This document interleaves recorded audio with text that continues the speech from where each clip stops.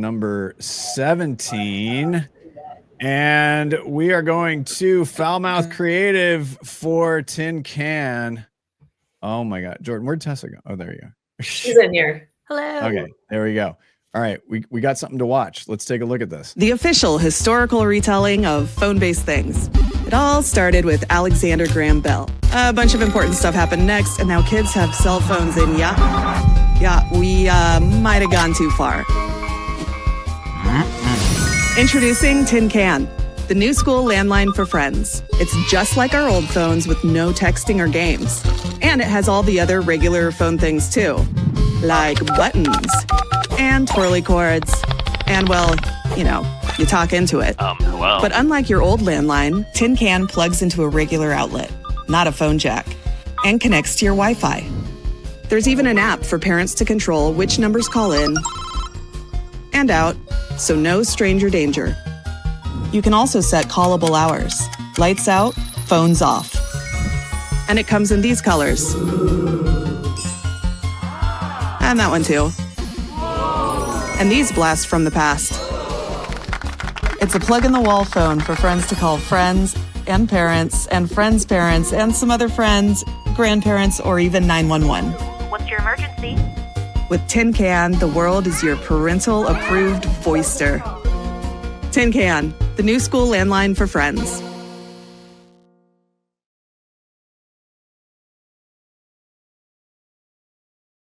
Whoa. Please just talk. So Tin Can, early stage D2C startup based out of Seattle. The founder is actually Rachel's neighbor, Right. over in West Seattle. And they came to us wanting a ground up brand build. All they had was a really cool product idea, a very, very preliminary website that had like pretty rad throwback vibes. And they had a really fantastic brand name. So we worked with them over the last couple of months to do absolutely everything from logo to color, typography, photography, graphics. The little icon that you saw at the end of the video, his name is actually Timothy. And then the launch demo video that we just watched, as well as their website, which the new one just went live yesterday, and the design for their companion app for parents. I gotta think of a Timothy. I gotta think of we have to think of something for Chalamet. So oh my, and you wait, hold on. Let me back up for a second. You said 2 months? Yeah, it was a couple months. It was a really quick turn. Up like a carny ride. Jeez. Yeah, it was lightning fast. And it was just the three of us doing absolutely everything that you're seeing outside of edit and color.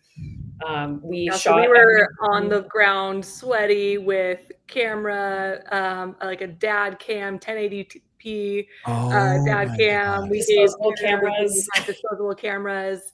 And then we were in a studio setting with Rachel puppeteering the tiny hands and claws that you saw.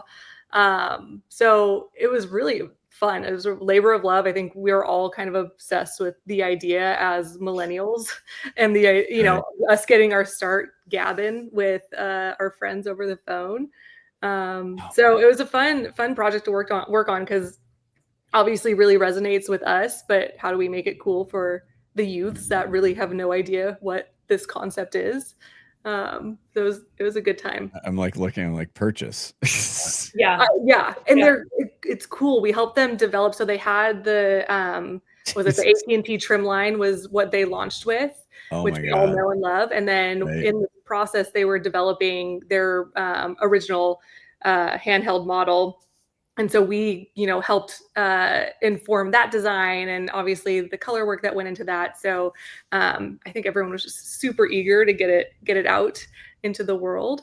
So it was a blast. Daniel?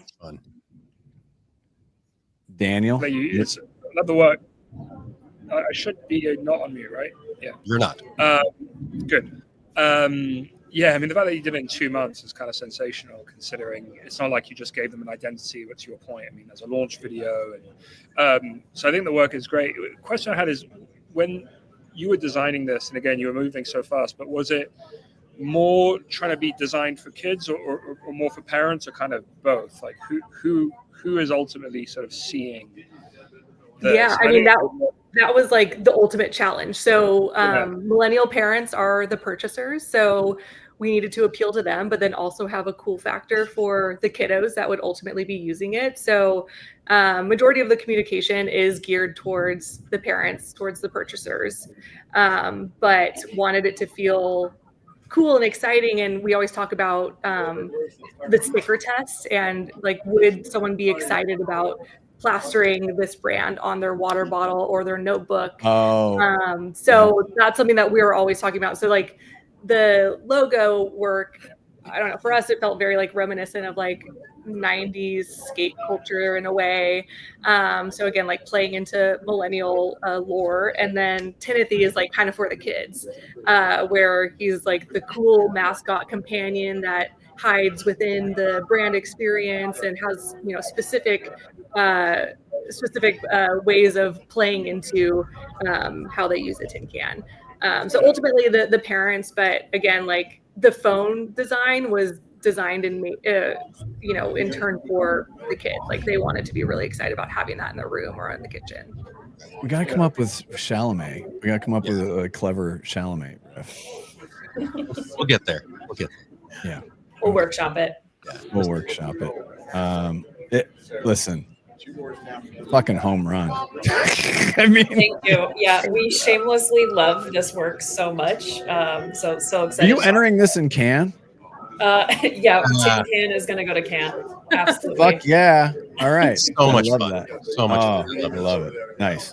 All right. Listen, I could just talk ad nauseum here, but I'm not going to. So amazing. Congratulations. Awesome stuff. Thank you. Our Pacific Northwest home people. It's always good to promote the home team. So we love you. Thank you so much.